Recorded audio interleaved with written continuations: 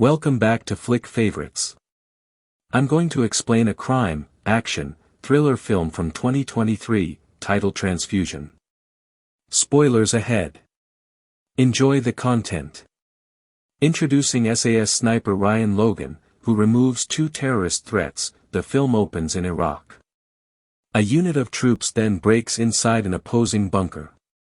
The forces uncover an Iranian man inside and neutralize some of the members.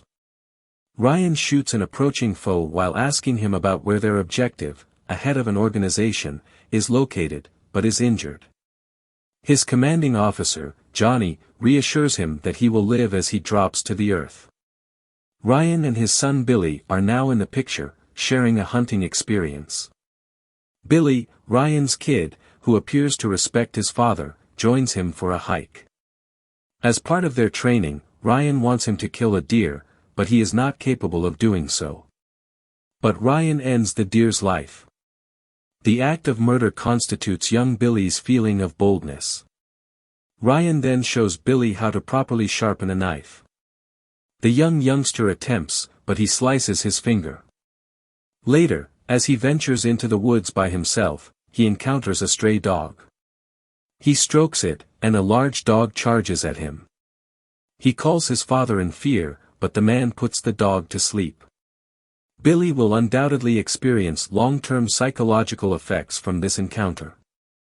Now let's go to Ryan's house, where the guy has a beautiful marriage with his wife Justine, their son Billy, and their unborn kid. While his mother assists him, Billy bathes in the tub.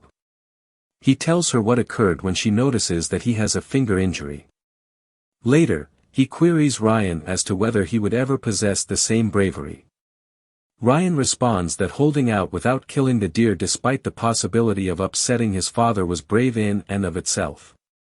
His susceptible mind gives more weight to the first example, even if his father subsequently commends him for having the bravery to defend himself. After engaging in a number of escapades, Billy constantly feels as though he falls short of the ideal, which is a result of this toxic masculine ego. He gets up early the following morning and assists his father in making sandwiches. After that, Ryan's wife and they try to decide on a name for the daughter they are having. Ryan reports for duty and tries to mentally prepare several soldiers who are ready to embark on an Iraqi operation. While driving Billy to school, Ryan's wife unexpectedly encounters a vehicle accident. The lady and the kid inside of her die in the accident. Billy is the only one left, who is horrified and gazing at his mother's body. When we find out that Ryan had to leave the military to take care of his son, the tale skips ahead 6 years. Because of his acute PTSD, Ryan occasionally sees Justine, his late wife, in his hallucinations. Billy and he were forced to relocate to Australia as a result of his father's financial struggles, and things have gotten worse as a result of multiple incidents of Billy's misbehavior as a teenager that ended up in court. The federal court tells Ryan during a hearing that he will lose custody of Billy if he does not assist Billy in maintaining a low profile. Ryan and Billy don't speak to each other at all when driving. One day, Ryan gets a message from Johnny, an old acquaintance, requesting to get together and discuss. Then, we witness Billy using a needle to pierce the flesh of his finger in the restroom. Evidently, the knife event at the beginning of the movie hasn't completely healed his trauma.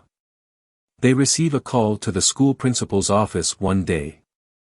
The management of Ryan's private school is putting pressure on him because of unpaid payments. Ryan is advised to transfer Billy to a public school by the principal since Billy is also missing lessons.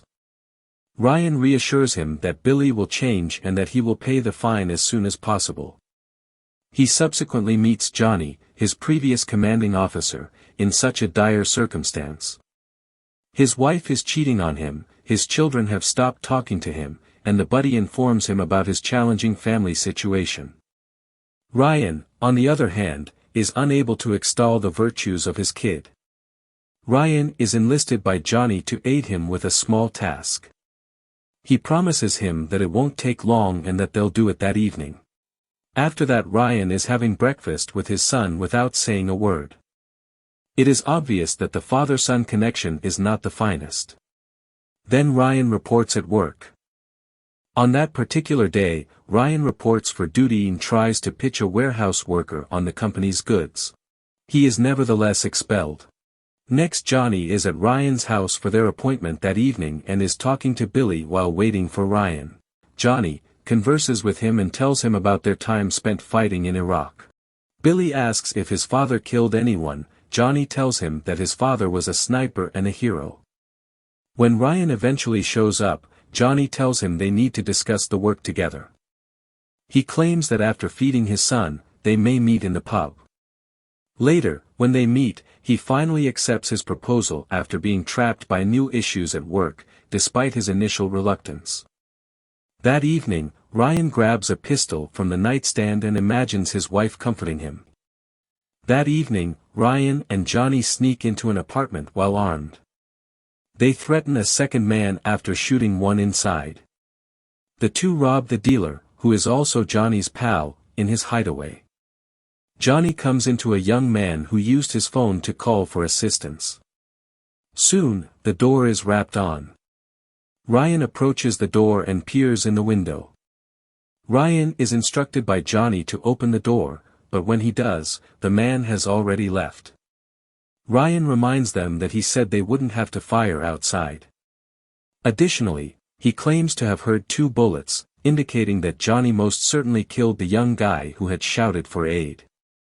Ryan has a nightmare that night, and Billy overhears him seeing his wife in his head. The next day, Billy is shown meeting new friends and telling them about his father's wartime adventures that he learned about from Johnny.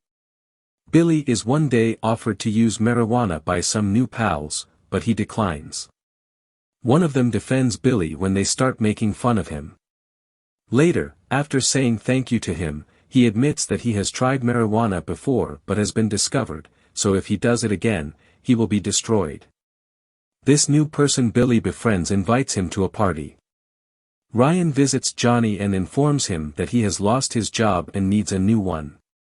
Ryan is now compelled to continue aiding Johnny in his need due to his criminal activities.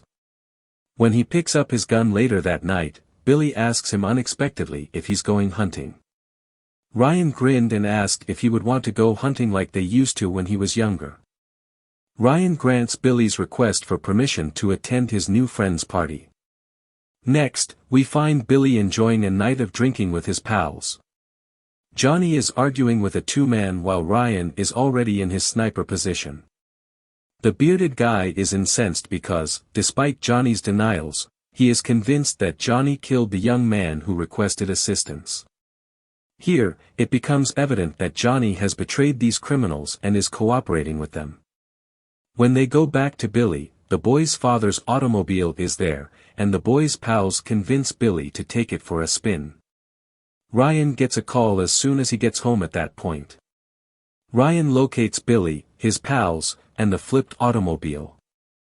He orders Billy to get back in the car after realizing the lads had been drinking. Billy immediately locks the bathroom door as they get at their house. Then, in an attempt to kill himself, he takes out a razor blade, but Ryan is able to open the door and calm him down. Ryan burns Billy's car to get rid of the evidence so that Billy won't be arrested and eventually be separated from him. The next morning, Ryan sees the firefighters extinguish the fire. Ryan pays a visit to Billy's friend's father, the car's owner. Ryan admits that he burnt the automobile and advises the man to call the fire department and claim the insurance payout.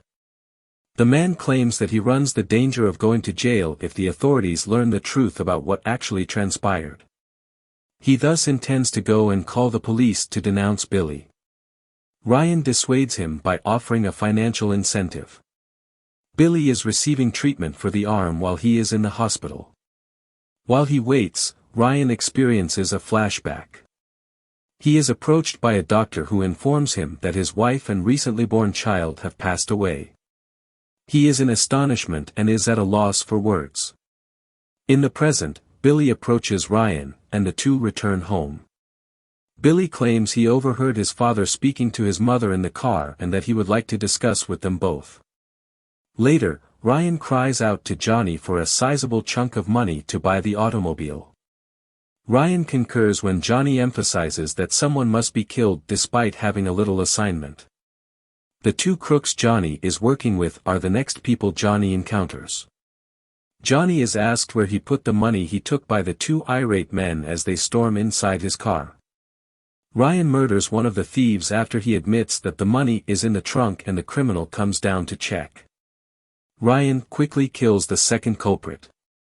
Unexpectedly, there were backup mercenaries on the way, and they engaged in a gunfight with the Ryan.